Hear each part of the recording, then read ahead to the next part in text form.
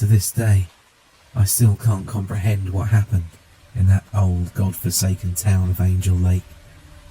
The fear and horror one felt going there was already severe enough, but what my friend and I witnessed and experienced is one I wouldn't dare wish on anyone else. We're still shaken by it, and even hearing the name Angel Lake makes us shudder with regret and loathing of that place. Often, I have night terrors from the dreaded thing I saw there. None of this had started due to some morbid curiosity or some sort of legend tripping we wanted to take part in. In fact, all of this had happened just because my friend and I were curious. I was a student who had an appreciation of anthropology and history, while my friend was a passionate lover of folklore and mythology. We both bounced various factoids of knowledge about what we specialised in. We also shared a taste for the macabre, so we often did our own research into darker and mysterious subject matter, such as Roanoke Island's lost colony. One interest we've shared our entire lives was the subject of ghost towns. To us, ghost towns held mysterious and fascinating stories of the past that no textbook could ever capture. What made them even more enticing was that they were often left untouched, so everything was as still and silent as the day the villagers abandoned it. It's as if the forgotten town was a graveyard for the former life they used to have. My friend and I also enjoyed speculating the cause for the departing, if indeed we can call it that. Sometimes, we've read that there's little to no evidence as to why a town is utterly abandoned. There are the obvious, more logical explanations: shortage of crops, famine, drought, rebellion, or sometimes simply the desire to move on. However, the ghost town of Angel Lake is notorious for having absolutely no explanation as to why it was abandoned. There are a large number of ghost towns in the world that have been abandoned by their original denizens, but this one had a peculiar history. Very little is actually known about Angel Lake itself. My friend and I searched high and low to discover more about it. Other than a very small number of online articles and one or two history books, the most that's been said about it is that it was established sometime in the 1800s. The town's named after the lake that resides by it, and was mysteriously abandoned in 1936. It's also unknown what truly happened to the people who lived there, because it seems they just disappeared from history. No one ever figured out what happened to them, or why the people suddenly left it. What little we've read detailed the so-called logical possibilities, but it also highlighted the more curious aspects. It's believed that dark occult practices had gone on there for centuries, and that may be the cause for the elusive disappearances and subsequent abandonment. What's known in recorded history was that the area was shunned by the indigenous people of the area. Tales of evil essences dwelling there were frequently recited amongst themselves. Spanish explorers who visited the region also briefly wrote accounts of strange and frightening happenings in the area. So much so that they called the place El Lago de los Diablos, the Lake of Devils, due to the strange and sometimes horrifying occurrences that happened. They never truly described what had happened that led them to leave it. The Spaniards found it so frightening that they quickly abandoned the place for hundreds of years, until it was renamed Angel Lake by English-speaking settlers who learned of the name and changed it due to it offending their religious views. Legend has it that numerous witches' Sabbaths happened near the area of Angel Lake, and that ultimately it led to the people being kidnapped and flown away into the night by gargoyles and winged devils. Others say extraterrestrials came down from the stars and abducted the human populace. Stirred by this strange tale, and being lovers of history and folklore, my friend and I decided to travel to Angel Lake to explore it, and perhaps discover why the folks of the place had moved elsewhere. It wasn't too far from our hometown, so it was possible to make it in a few hours. We'd end up regretting that decision for the rest of our lives. This foolish decision didn't come from just the urge to explore. We'd planned on taking a few snapshots of old artifacts, and perhaps touring the old decaying buildings. What awaited us is nothing I can truly explain to this day, nor is it something I wish to relive again. I'd highly advise anyone to steer clear of Angel Lake and let it rot. It's a breeding ground for nightmares and evil, and I wouldn't dare wish this experience on anyone else. During the drive, my friend and I eagerly discussed our theories about eerie Angel Lake. Being students, we were trained to study and analyse situations with rationality and critical thinking. Naturally, we were willing to take anything with supernatural qualities attributed to it with a grain of salt. Between the two of us, however, my friend was the most superstitious. It wasn't in the sense of him reading and following horoscopes or believing in magical horseshoes or something ridiculous like that. Instead, he seemed to believe that not everything had a truly scientific explanation, and that there were many things in this life that the scientific method alone couldn't explain, no matter how much we wanted to. But after I explained what we'd seen, I don't think either of us can truly choose to believe anything rational anymore, whether it was scientific or otherwise. The further we drove on, the more decrepit and strangely silent the place seemed to get. In fact, at one point, I'd rolled down the window, only to hear nothing but the deathly silence of the area. If any animals were making noises, they were hardly detectable, other than a brief rustling of grass. We travelled during the late afternoon hours, so that by the time we arrived at Angel Lake, it would be evening. I can say now that this turned out to be our gravest mistake, along with even daring to travel to this accursed city. We did it for the sake of creating a foreboding and haunting atmosphere, but what an idiotic move. It wasn't until we were close by that we suddenly began to feel the true loneliness and isolation of this old town. Miles and miles of roads stretched on, and with each mile, the road became less maintained, cracked and cared for. We drove past forgotten valleys and shadowy mountains, and the grass became unkempt and overgrown. Eventually, we began to spot unpleasant little ancient run-down cottages here and there, scattered around the now dirt roads. Our vehicle rocked violently against the bumpy and ragged path. We became excited as a few of these old cabins appeared authentic and rustic, perhaps dating back to the 19th century. I quickly snapped a few pictures of it with my phone. These must have been folks who decided to have a simple living during the time and not move into the industrialised portion of Angel Lake. At one point, my friend had no choice but to park the car, and we had to continue our travels on foot, seeing as the path became too difficult to navigate through by driving. The moment we shut the doors of our car, we immediately felt the atmosphere of decay. The trees, plants and grass appeared gloomy and moist from rain that had fallen a few days earlier, and any animals we heard around were furtively scurrying or climbing up tall black trunks.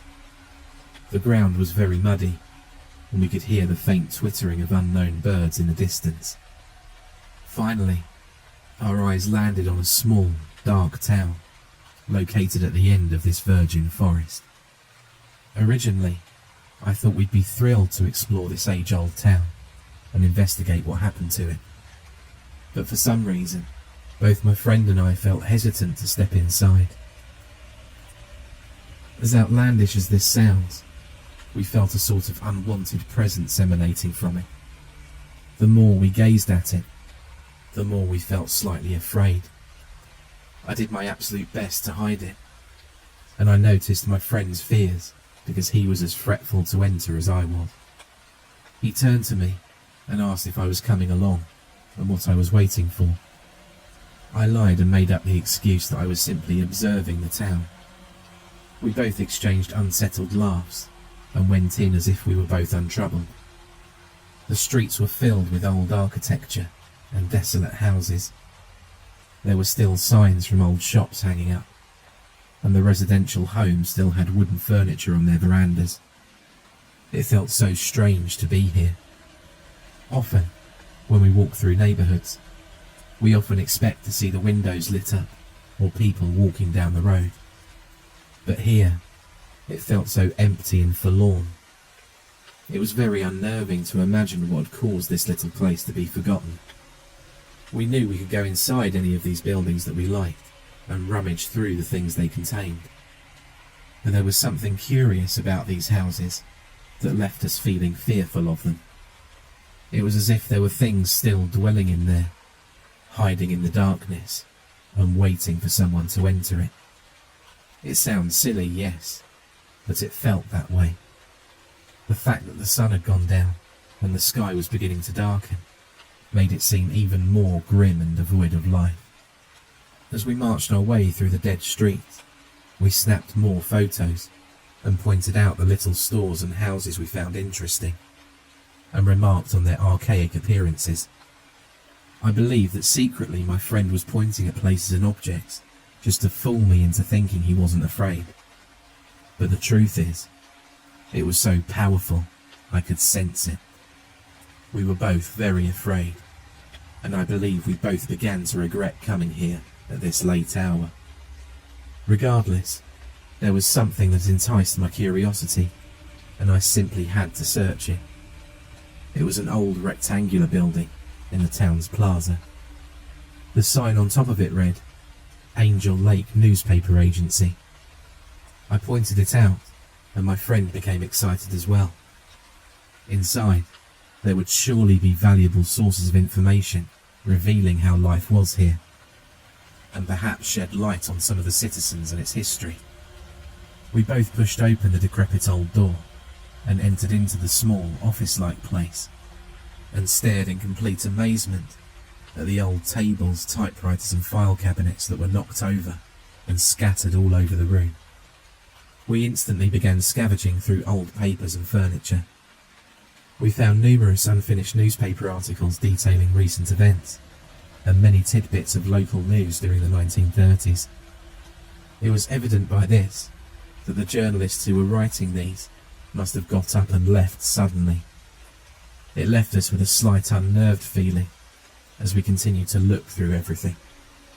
I then ventured inside another room, and I believe this to have been the editing room. There were numerous front-page articles taped to the walls, and 2 windows looking out into a large tarn. The tarn was Angel Lake itself, which this town was named after. I got to what I believed to be the editor's desk. There was a large stack of newspapers on top of it, neatly arranged and untouched. I looked back at my friend and saw that he was just tossing papers around and going through the contents of a desk. It felt amazing for a brief second. I was holding in my hands a newspaper that had been written nearly 80 years ago. It still felt as fresh as the day it was off the press. I read the headline, the year being 1936 according to the paper's date, and I felt a pang of fear churn inside of me. It read, Strange fog spotted in middle of Angel Lake. As I finished reading those words, my eyes shifted over to the large lake at the window. As I studied it for a moment, the water appeared more shadowy and still than any other lake I'd seen in my life. It had a sort of haunting tranquility to it. I then turned my attention back to the newspaper once again and began to read. It read, On October 11th, an unexplainable fog was spotted growing in the middle part of Angel Lake. People say it seemed to have come from nowhere, and witnesses who live nearby claim to hear strange and frightening noises coming from the lake itself. Unexplainable light seemed to radiate from the core of the fog that's building in the water. Local law enforcement and fishermen have attempted to go out and see what the source of this unexplainable mist is, but they claim there seems to be a horrible odour emitting from it that prevents them from getting closer. They'll attempt to explore it at a later date, in which they hope that the terrible scent has subsided. This story had me captivated, As I looked down to read more of the newspapers, I realised that there were more articles of this event. Each article was dated only days later from the one I just read, and I quickly snapped all of them up in chronological order. I was both excited and unsettled by what I'd just read. The next article said the following. On October 19th, the fog has nearly covered all of the lake and reached the shore, and even extended into the neighbouring woodlands. People are beginning to fear it will enter the town itself. It seems that way, as it's not receding at all, but has instead grown thicker. Citizens are complaining to the mayor and other elected officials that the awful scent has begun to disrupt their everyday lives. Furthermore, people continue to claim that bizarre, multicoloured strobe light effects flashing inside the mist are making them feel nervous. In the late hours of the night, they claim to hear discordant, hellish noises coming from the direction where the fog is approaching. A public announcement has been made that people should remain indoors until the fog is dispatched. I'm not normally one to get superstitious or frightened by something like this, especially since I knew this could have easily been a case of yellow journalism. But what made me begin to get afraid were the circumstances surrounding this old ghost town. It became abandoned, and everything was dropped as if something sudden had happened. But what if it wasn't abandoned? What if something horrific happened here? As those thoughts filled my mind, I suddenly looked down at the newspaper I was holding and noticed my hand quivering nervously. I didn't even notice that at first, and I quickly put it down and picked up the next newspaper. This one was dated November 5th.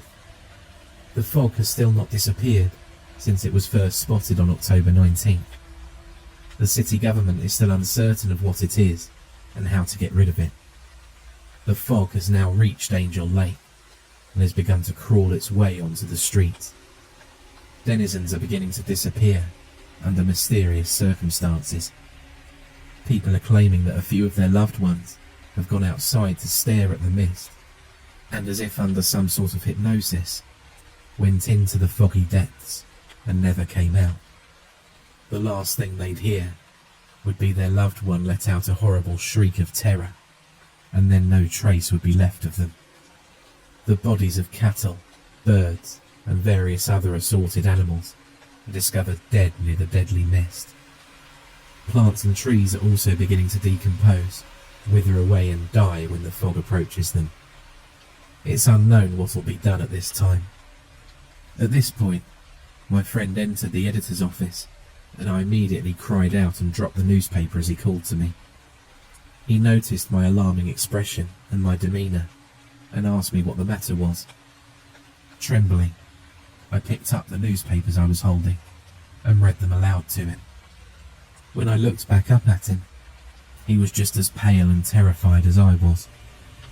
I could see the fear in his eyes, and he too appeared stricken with dread. I saw him nervously make his way over to the window, press both palms against the window pane, and stare out into the lake. I joined him there, at the other window. I noticed that the trees and plants around Angel Lake appeared dead, grotesque and lifeless.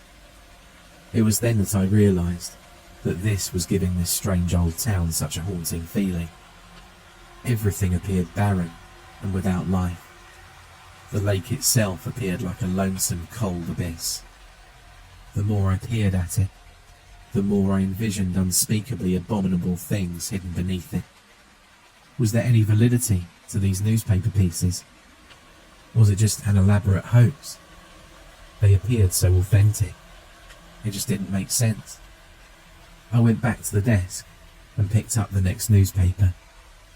Surprisingly, this newspaper appeared to be the last one that was fully completed. I also read this aloud to my friend, who had rejoined me at the desk. Only now he appeared more colourless and nauseated than before. This last article was dated November 14th. The infernal mist has begun to overtake Angel Lake. the authorities have promptly begun evacuations of the town. The fog, although of unknown origin, has been considered dangerous by the town officials.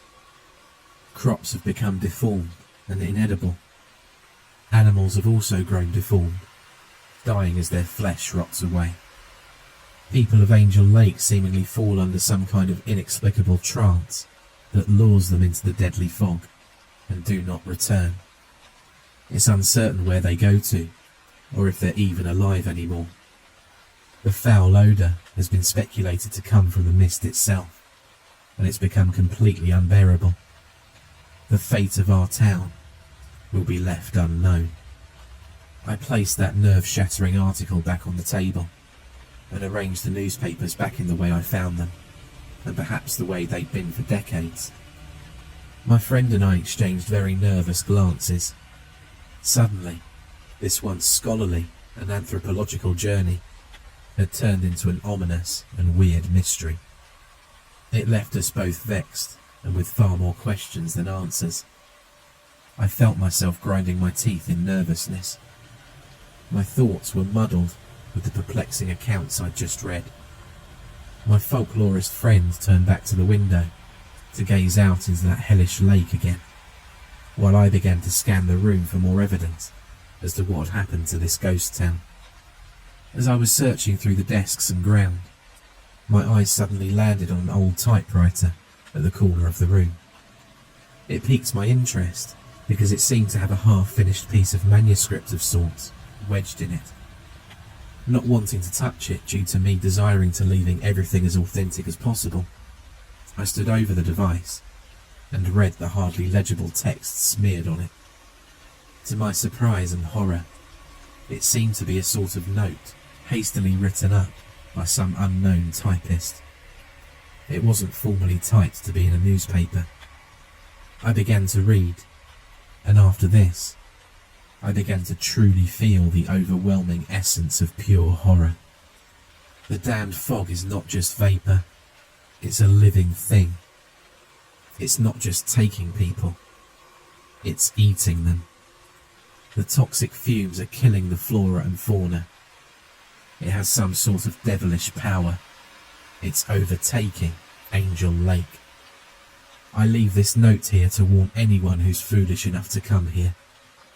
If you're reading this, get out of Angel Lake now. You absolutely need to.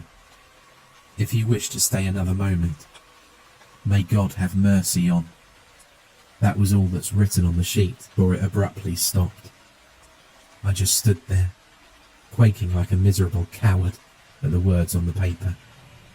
I felt the slightest noise would make me jump at this point, and I was intoxicated with dread. Then, there came the horrid shriek of my friend, who was still looking out over that terrible lake. The moment I heard his scream, I stood there frozen, with absolute paralysing fear. I'd never felt such a horrible coldness stop every part of my body. Even my breath felt restricted. I heard him calling my name repeatedly and frantically, and the tone in his voice sounded as if he was ready to start sobbing hysterically. I managed to break out of that grip of extreme fear, and I sprinted over to my friend, and I demanded to know what was wrong. All he did, with a terrified expression on his face, was point his finger towards Angel Lake. Before I even looked, I had the feeling of just wheeling around and running out of this demonic town as fast as possible. With the horror beginning to take hold of me, I stared out of the window, and I observed the most bizarre and unexplainable phenomenon. I don't think I've ever read or seen footage of something like this. Instead of being fascinated by it, it filled me with a putrid dreading and loathing, as I recalled the frightening accounts in the newspaper articles and that final message. It appeared like a milky white fog was beginning to swirl over the tarn's water, but it moved unlike any sort of mist I'd ever seen. It seemed to slither like a giant snake, as if searching for something or some other horrible thing. But what gave this fog a most terrible and bizarre quality was the eerie shifting of colours flashing inside of it. It was like multicoloured lightning shining furiously inside of a storm cloud. The fog seemed to be crawling towards the shoreline at a rapid pace, as if it was intentionally doing so. I just stared at it, mindlessly and wide-eyed. I couldn't figure out if I was too fascinated or too petrified to move a muscle. All I remember was my friend screaming something at me, and I instinctively whirled around and ran along with him, tripping over what I formerly thought were treasures of this old town. I kicked aside furniture and forcefully shoved open doors. As we ran outside, nightfall had already arrived. But what added even more fear to this already horrible situation was that in the air there was a noxious, vomit-inducing odour that I'd never smelled before. The scent was enough to make me cough and gasp and my eyes water. I covered my face with my sleeve, but even that wasn't enough to block out the grotesque scent. Behind us, strange strobe-like lights began to flash intensely and somewhat menacingly, as if it had located us and had a purpose of catching up to us. This encouraged my friend and I to sprint even faster, and it was near the exit of Angel Lake that we began to hear the strange guttural groaning and nerve-wracking screeching erupting from behind. They sounded like howls, but were unlike anything from this earth. The sounds were enough to drive anyone mad if they heard them for too long. Just as we reached the arboreal area and finally managed to exit that witch's town, I dared to turn my head as I continued running for my life. It was there that I spotted the supernatural fog swallowing the entire town. Every building, from the smallest to the most lofty. I saw the nightmarish vortex of colours twisting and writhing inside of it, and for one terrifying brief second, I thought I saw a horrible, distorted giant face in the fog, as if it belonged to some sort of enormous humanoid beast, gazing at us with bulgy, unearthly eyes hungrily. Once my friend and I reached his car, we sped out of there, paying no mind to the speed limits. We drove out of there, grave and quiet, from our ghoulish encounter with the unknown. We were so disturbed from that experience that we never truly did speak of Angel Lake again. Whenever a common fog rolls in, I find myself growing very afraid. I'm not sure if I'm afraid because it reminds me of the mist from that devilish lake, or because I feel that the one coming in will behave in the same way. At night, as I lay there with my mind filled with horrible thoughts, I wonder if the people who inhabited Angel Lake had indeed escaped from that monstrous fog, or if it had eaten them, as that mysterious message in the typewriter had said. No one has ever come forward to claim that they lived in Angel Lake, not even an interview. No one has ever claimed any lineage from there either.